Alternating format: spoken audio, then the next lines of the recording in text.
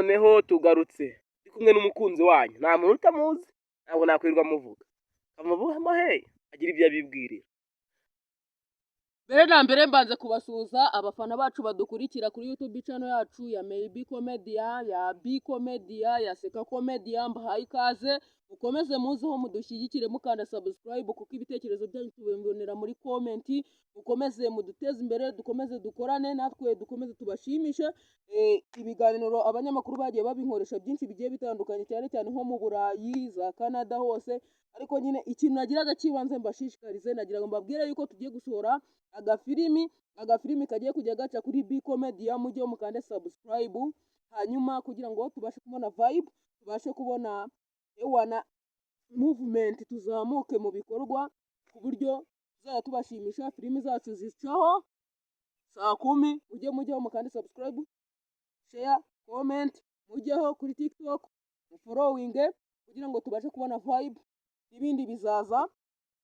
Mwe gusa ikintu mugomba gukora ni ukudushyigikira, ukabana natwe, mugakomeza mukadushyigikira, tukabibonera muri comment, natwe tukarushaho tukagira umurava, tukagira ute tugakora, kuko buriya ufatene yifata igihebebe.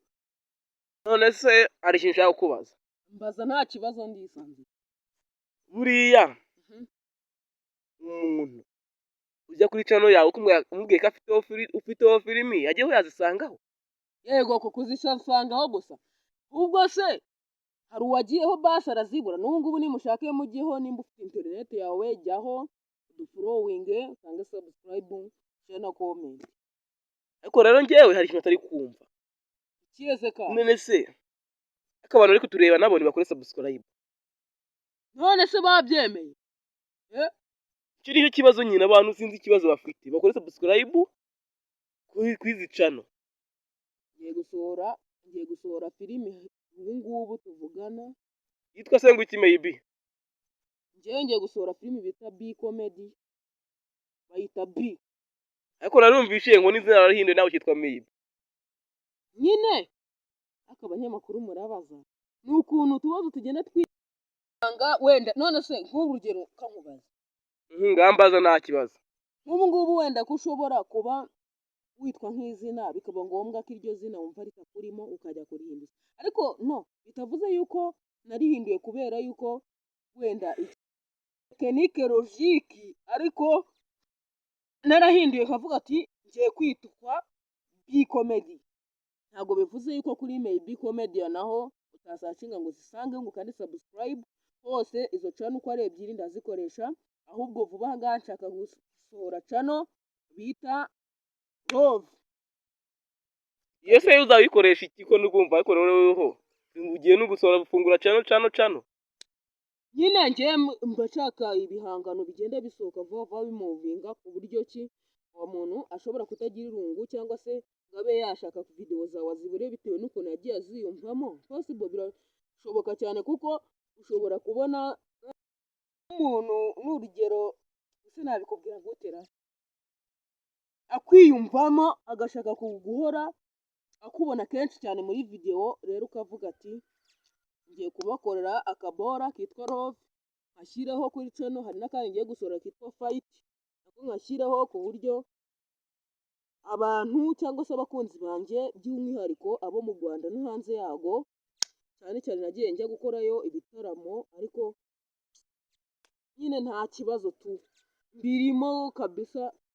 Abakunzi banjye icyo nabashibwira cyangwa icyo nabatangariza uko bajya bagakanda subscribe, share na comment kugira ngo tubashe kugira umurava dukore, kandi ndabakunda by'umwihariko.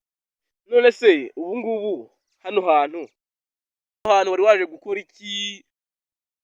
Abanyamakuru murabaza nyine ahangaha urabibona, umuntu hari igihe ashutingira, urabona yuko haba ari akaviyu fureshi, umuntu yashutingira cyangwa se akaba yahakorera n'izindi muvu, cyangwa se akaba yahakorera, mbese ni ahantu hisanzuye hatuje umuntu ashobora gukorera video, cyangwa se umuntu ashobora kwisanzurira ku buryo yaba afite umutekano. Nyine ni ibyo muri make. aho nari ariko rero nawe zoza ni Kigali ukorereyo. Kigali naho turahaza, ariko cyane cyane inaha mbona ariho haba hatuje, niyo mpamvu mba nahisemo kuhakorera fureshi 5/5. harya ngo video zawe zazisohoka ryari, waprodinga ryari, ibintu nk'ibyo mbese tubwire. Mbese njyewe urebye nubwo nabibabwiye akenshi nshaka kubigarukaho, njyewe video zanjye nzisohora saa 10, ubwo saa 10 nibwo video zanjye zizajya zibageraho 5/5. Nta kibazo, ahubwo bwira abakunzi bawe se bagufasha iki kugira ngo utere imbere, kugira ngo nyine channel zawe zikure. Icyo wasaba abakunzi bawe kugira ngo dusoze ikiganiro.